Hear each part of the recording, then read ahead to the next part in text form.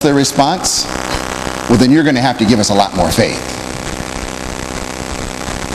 Okay, that's kind of our response, isn't it? If you want me to live in this way, if you want me to be this kind of person, if you want me to live out this Christian image of a forgiving people, then increase my faith. I don't have enough. I can't do it on my own. This is what Jesus said. If you have faith as small as even a mustard seed, then you can say to this mulberry tree, be uprooted and planted in the sea, and it will obey you.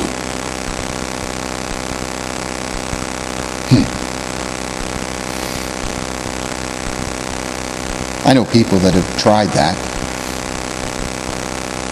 and thought they ought to have enough faith to be able to tell mulberry trees or any kind of tree to be uprooted and cast into the sea. And when it didn't work, they said, see, I told you I didn't have that kind of faith. That wasn't Jesus' point. Just catch the progression. He's telling them, be forgiving. Help people find hope once again.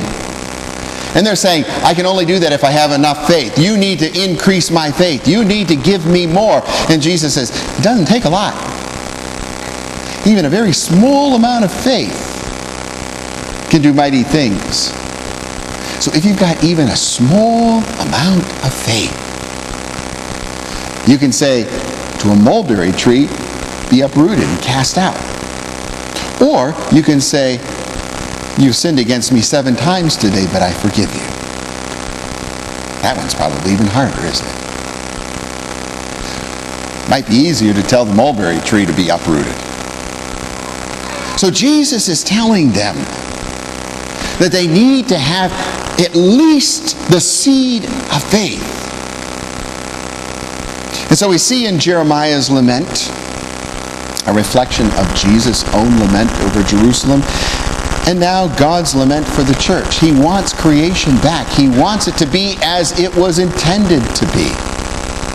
We're learning in our Sunday school class that in the beginning God created. And at every juncture he said, and it was good. As you look around, is it still good?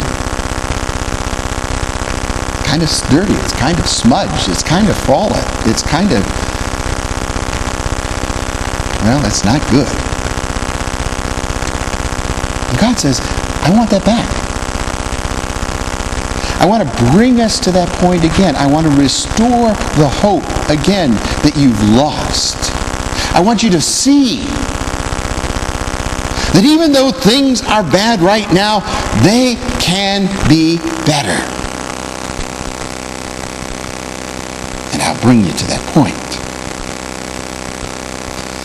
Martin Luther says there was a deep connection between the theology of glory in God and the theology of the cross. You had to have the cross of Christ in order to win the redemption of God's people, in order to bring about the glory of God. So finally, number 4. What's the hope? If I ended the message right now, you'd all go home really depressed.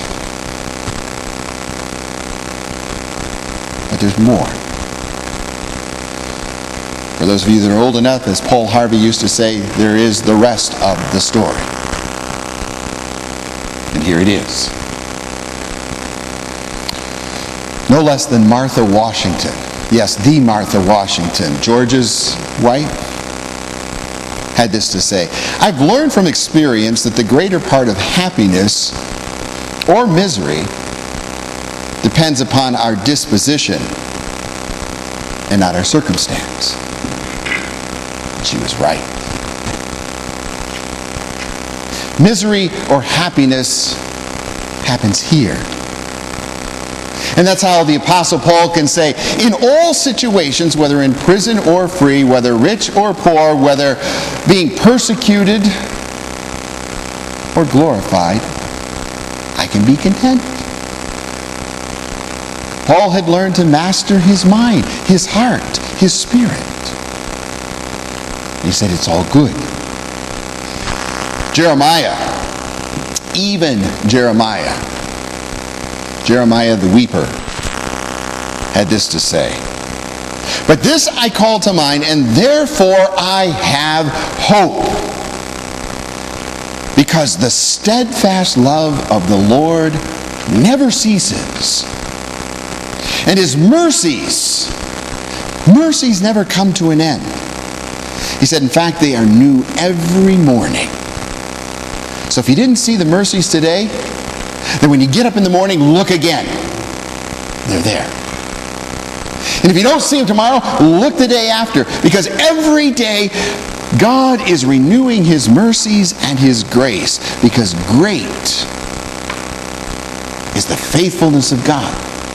So in spite of the fact that you may have walked away, in spite of the fact that you are sinners, in spite of the fact that you've fallen short of what God created and what he intended,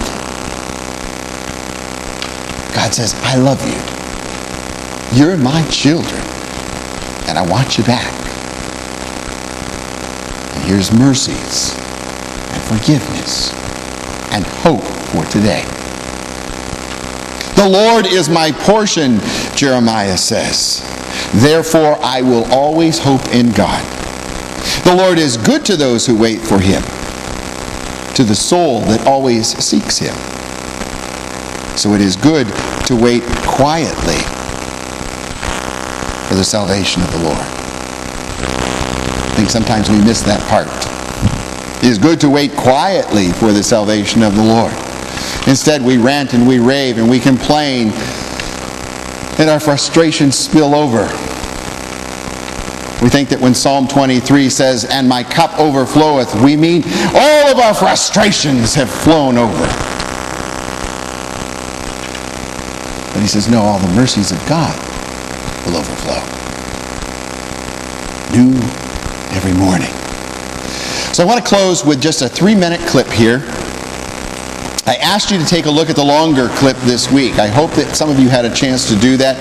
I want to remind you of a little bit of that as we listen to Christine Kane, who is an evangelist out of Australia, as she talks to us about being the church and a people of hope. So Jesus says, I want you to be in this, but don't lie, don't cheat, don't steal, even if it's just someone else's reputation. Don't be sexist, don't be racist. Don't just let injustice happen and stand by. He says, I want you to be in it, but not of it.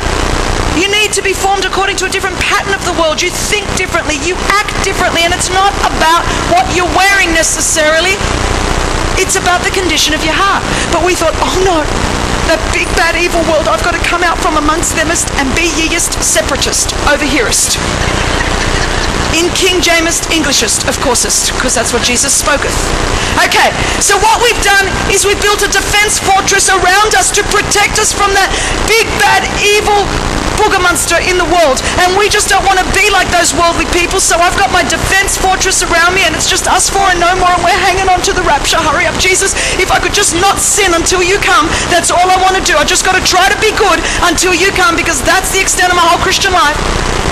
So we've created this little artificial social construct, some call it the church, and it's removed from the world in which we were created to thrive and change and transform. And we built this defense fortress. The only problem is not in the American church, just the Australian church. When we came out from amongst them to be ye separate, we brought us with us.